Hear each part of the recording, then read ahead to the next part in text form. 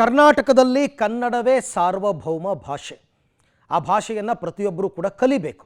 ಆದರೆ ಇಲ್ಲಿ ತಹಸೀಲ್ದಾರರೊಬ್ಬರು ಕಾಗುಣಿತ ತಪ್ಪಾಗಿ ಬರೆದಿದ್ದಾರೆ ಅಂತ ಜಿಲ್ಲಾಧಿಕಾರಿ ಡೈರೆಕ್ಟಾಗಿ ನೋಟಿಸ್ ಕೊಟ್ಟಿದ್ದಾರೆ. ಗುಡ್. ನನ್ನ ಪ್ರಕಾರ ಕನ್ನಡ ಕಾಗುಣಿತ ತಪ್ಪಾಗಿದ್ದಕ್ಕೆ ತಹಸೀಲ್ದಾರ್ಗೆ ನೋಟಿಸ್ ಕೊಟ್ಟಿರೋದು. ಚಿಂತಾಮಣಿ ತಹಸೀಲ್ದಾರ್ ಸುದರ್ಶನ್ಗೆ ಡಿ.ಸಿ. ರವೀಂದ್ರ ಅವರು ನೋಟಿಸ್ ಕೊಟ್ಟಿದ್ದಾರೆ.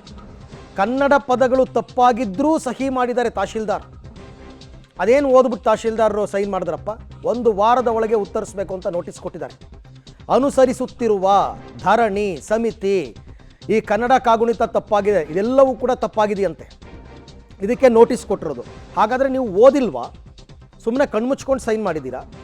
ಯಾರೋ ಟೈಪ್ ಮಾಡಿಕೊಂಡೋ ಕೈಯಲ್ಲಿ ಬರ್ಕೊಂಡು ಬಂದಿದ್ದಾರೆ, ಅದಕ್ಕೆ ತಹಸೀಲ್ದಾರ್ ಸೈನ್ ಹಾಕ್ಬಿಟ್ಟು ಡಿ.ಸಿ. ಕಳಿಸ್ಬಿಟ್ಟಿದ್ದಾರೆ. ಹೆಂಗಿದು?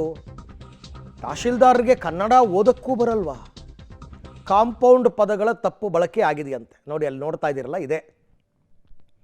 ಅಲ್ಲಿ ಫಸ್ಟ್ ಆಫ್ ಆಲ್ ನಮ್ಮಲ್ಲಿ ಬೇರೆ ಬೇರೆ ರಾಜ್ಯಗಳಿಂದ ಬರೋ IAS IPS ಆಫೀಸರ್ಗಳು ಕನ್ನಡ ಕಲಿತು ಮಾತಾಡ್ತಾರೆ. ಇಲ್ಲಿ ಕಲಿಬೇಕು, ನಿಯಮ ಇದೆ. ಯಾವ ರಾಜ್ಯದಲ್ಲಿ ಇರ್ತೀರೋ ಅಲ್ಲಿ ಕಲಿಬೇಕು ಅಂತ. ಇವರೆಲ್ಲ ತಹಸೀಲ್ದಾರ್ಗಳೆಲ್ಲ ನನ್ನ ಪ್ರಕಾರ ಇವರೆಲ್ಲ ಇಲ್ಲಿಯವರೇನೆ, ಇವರೆಲ್ಲ ಲೋಕಲೈಟ್ಸ್. ಕನ್ನಡದಲ್ಲೇ ಓದಿ ಬಂದಿರ್ತಾರೆ, ಇವರೆಲ್ಲ ಕನ್ನಡ ಮೀಡಿಯಮಲ್ಲೇ ಓದಿರ್ತಾರೆ. ಆದರೆ ಅದನ್ನು ಓದಬೇಕಲ್ವಾ? ಇದು ಅವರ ನಿರ್ಲಕ್ಷ್ಯತನ. ಕಾಗುಣಿತ ತಪ್ಪಾಗಿದೆ ನೋಡಿ, ಅವರು ಡಿ.ಸಿ. ಗೊತ್ತಾಗಿದೆ, ಅವ್ರು ಓದಿದ್ದಾರೆ ಪೂರ್ತಿ. ತಹಸೀಲ್ದಾರ್ಗೆ ಏನಪ್ಪ ಅಂತ ಅರ್ಜೆಂಟು? ಇದು ನಿಮ್ಮ ಕರ್ತವ್ಯ ಲೋಪ ಅಷ್ಟೇ.